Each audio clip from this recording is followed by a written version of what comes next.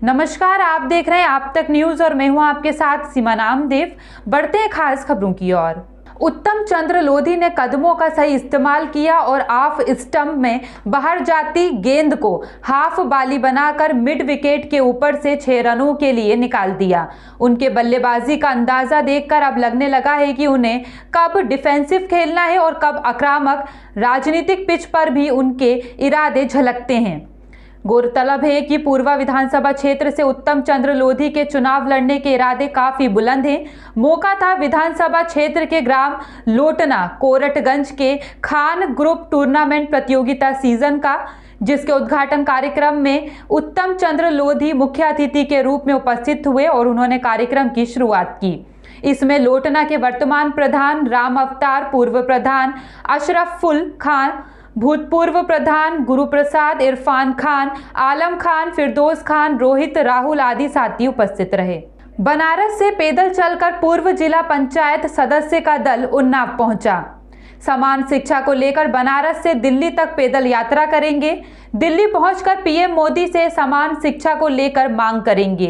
PM के संसदीय क्षेत्र बनारस के जयापुर के पूर्व जिला पंचायत सदस्य हैं राधेश्याम। बता दें, प्रधानमंत्री के गोद लिए गांव जयापुर से निकाली है पैदल यात्रा।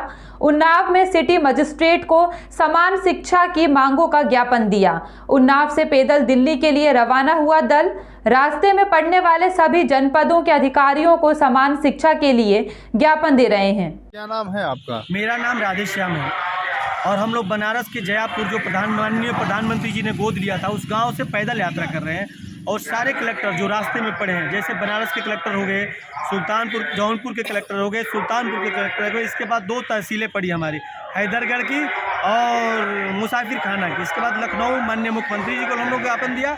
कल सरोजनी नगर तहसील पर हम लोगों ने ज्ञापन दिया। आज आपके उन्नाव में जिला अधिकारी महोदय तो नहीं थे, अनुपस्थिति में थे, तो सिटी मजिस्ट्रेट साहब को हम लोगों ने ज्ञापन दिया। और हम लोग का एक ही मांग है कि इस देश में शिक्षा एक समान होना चाहिए। जिस तरह सांसद विधायक का बच्चा पढ़ता है उसी तरह की शिक्षा एक आम मतदाता को होना चाहिए। हम लोग का मकसद किसी पार्टी का विरोध करना नहीं है। हम लोग का मकसद यही है कि सिर्फ शिक्षा एक समान होना चाहिए। देखिए, सरकार वाले अगर कलम से नहीं कह रहे हैं तो जो विपक्ष में है वो मुंह से नहीं कह रहे हैं कि हम आएंगे तो आपको एक समान की शिक्षा देंगे।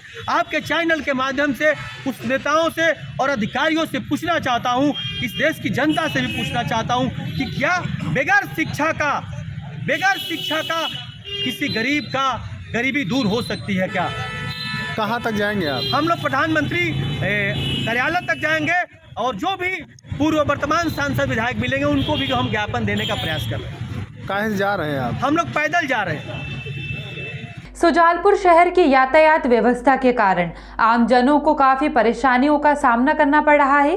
कुछ रसूखदार व्यापारियों की मनमानी के चलते शहर के मुख्य मार्गों पर दिन दहाड़े जाम की स्थिति निर्मित होती है। जैसा कि तस्वीरों में आप साफ तौर पर देख रहे हैं कि किस तरह से दिन में ही मुख्य मार्ग पर व्यापारी अपने सामान को अनलोड करवाने के लिए जाम कर देते हैं। उन्हें आम आदमी की परेशानी से कोई मतलब नहीं और जब इस विषय में संबंधित अधिकारियों को शिकायत की जाती है तो वे भी राजनीतिक दबाव के कारण व्यवस्थाओं को सुधारने की बजाय टालम टोल करते नजर आते हैं, जिसका भुगतान शहर की भोली भाली जनता को करना पड़ता है। अगर सुजालपुर शहर की यातायात व्यवस्था का यही हाल रहा तो आने वाले समय में किसी बड़ी दुर्घटना को होने से टाला नहीं जा सकता। भारतीय जनता पार्टी के जन विश्वास यात्रा के साथ चुनार पहुंची प्रयागराज की सांसद रीता बहुगुणा ने कहा कि जब बुलडोजर चलता है और माफिया जेल में जाते हैं तो सपा के पेट में दर्द क्यों हो जाता है। भाजपा इस बार भी विकास के मुद्दों पर चुनाव लड़ेगी, जबकि विपक्षी पार्टियां विकास के मुद्दे की बात ही नहीं करना चाहती। वे तो जातिवाद के नाम पर वोट बटोरना चाहती हैं। जनता जाग गई है और सब जानती है। बता दें, भाजपा की जन विश्वास यात्रा अहरोरा जमुई बाजार होते हुए पाटरी सेंटर चुनाव पहुंची। इस अवसर पर जगदीश सिंह पटेल, भाजपा जिला अध्यक्ष हरिशंकर सिंह, महामंत्री दिनेश सिंह, आलोक सिंह सहित हजारों की संख्या में भाजपा कार्यकर्ता एवं महिलाएं मौजूद रहीं। हमेशा से विकास के मुद्दे पे चुनाव लड़ती रही है और इस जन आशीर्वाद यात्रा के माध्यम से जो केंद्र और राज्य सरकार की योजनाएं हैं उसके आधार पे उन पे जनता के बीच में उनको बताना और इसके लिए यह चुनाव का एक शुभारंभ और जनता से आशीर्वाद लेने के लिए यह यात्रा शुरू की गई है। इसमें विपक्ष जो है वो हमेशा से कभी भी विकास के मुद्दे पे चुनाव नहीं लड़ता है। वो या तो जातिवाद पे या इसको सांप्रदायिक रंग देके इसको चुनाव लड़ना चाहता है।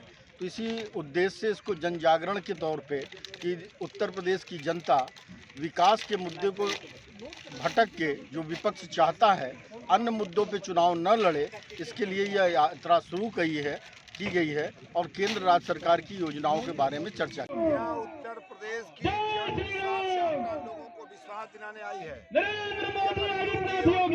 सरकार डबल इंजन की सरकार रहेगी। भ्रष्टाचार मुक्त और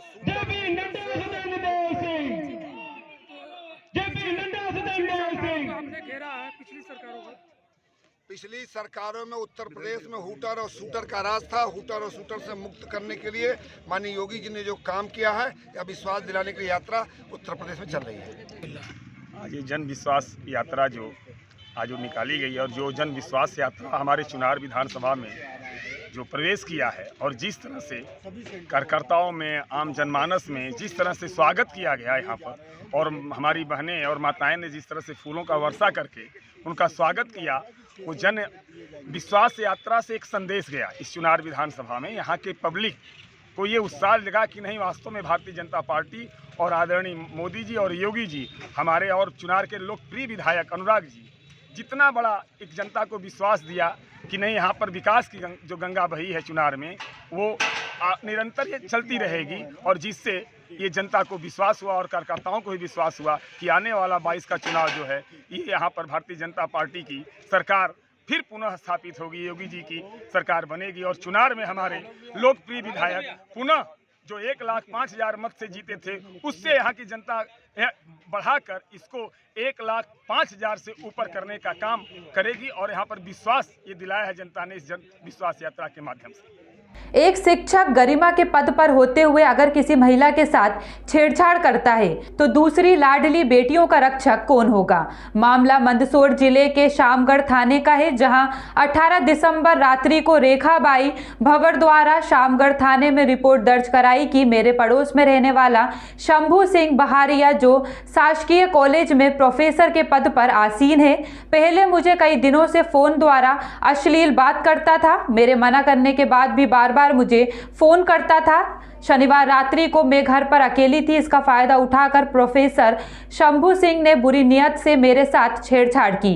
जैसे तैसे घर से भागकर शामगढ़ थाने में उसकी रिपोर्ट दर्ज करवाई।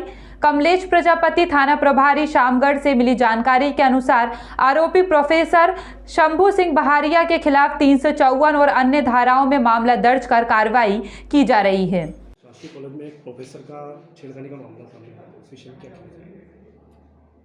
आदरणीय महोदय, ये आपसे ही मुझे ज्ञात हुआ है, इसलिए मैंने पीजी कॉलेज के प्रिंसिपल सोनी साहब को फ़ोन लगाया और जो शामगढ़ में सेकंड व्यक्ति है प्रिंसिपल के बाद उनको फ़ोन लगाकर जानकारी ली तो ये घटना सही पाई गई। इसलिए मैंने उनको निर्देशित किया है कि आप अपने विभाग को जानकारी दें और उस जानकारी का जो भी पत्र ऊपर भेजते हैं उसकी कॉपी कलेक्टर मंदसौर को भी दें। नियमानुसार कार्रवाई की जाएगी। सर, 354 लगने के बाद इस प्रकार का शिक्षक घिनौना काम करता है तो कहाँ तक बच्चियाँ कॉलेज में सुरक्षित रह पाएगी? आपका प्रश्न बहुत ज़्यादा मानवता को झकझोरने वाला है कि निश्चित रूप से यदि बच्चियों के कॉलेज में ऐसा होता है तो गलत है, परंतु ये मैन टू मैन डिफर होता है। उनके द्वारा किए गए कृत्य के लिए निश्चित रूप से वो सजा के योग्य है और हर व्यक्ति को, हर समाज के वर्ग को इस मामले में बहुत सजग होना चाहिए कि हमारा और हमारे परिवार का, हमारे समाज का चरित्र कैसा होना चाहिए। आपका नाम? आप मुझे परिचित हैं, राम प्रसाद वर्मा, अपर कलेक्टर। ये 18/19 की रात को एक महिला रेखाबाई भंवर के द्वारा यहाँ थाने पर आकर रिपोर्ट की गई। उनके पड़ोस में रहने वाले एक व्यक्ति शंभू सिंह बहारिया जी, उनके द्वारा लगातार उनको फ़ोन से एवं अन्य माध्यम से छेड़खानी की जा रही थी एवं एक बार इनके द्वारा घर में भी जाकर उसका छेड़खानी की गई, उसके बाद रिपोर्ट की, उस पर प्रकरण पंजीकृत कर लिया गया। सर इसमें किन धाराओं का प्रमाण किया गया है? छेड़खानी की धाराओं में प्रकरण पंजीकृत किया गया, धारा 354 के अंतर्गत। सर ये जो आरोपी उसको प्रोफेसर भी बताया जा रहा था, किस कॉलेज का इसमें कुछ नॉलेज है सर? चूँकि इसकी जानकारी अपने पास नहीं है, ये बात जानकारी में आ रही है कि आरोपी जो है कहीं प्रोफेसर है। सर आपका नाम? कमलेश प्रजापति। फिलहाल के लिए इतना ही। खबरों का सिलसिला लगातार जारी है, बने रहिए आप तक न्यूज़ के साथ। नमस्कार।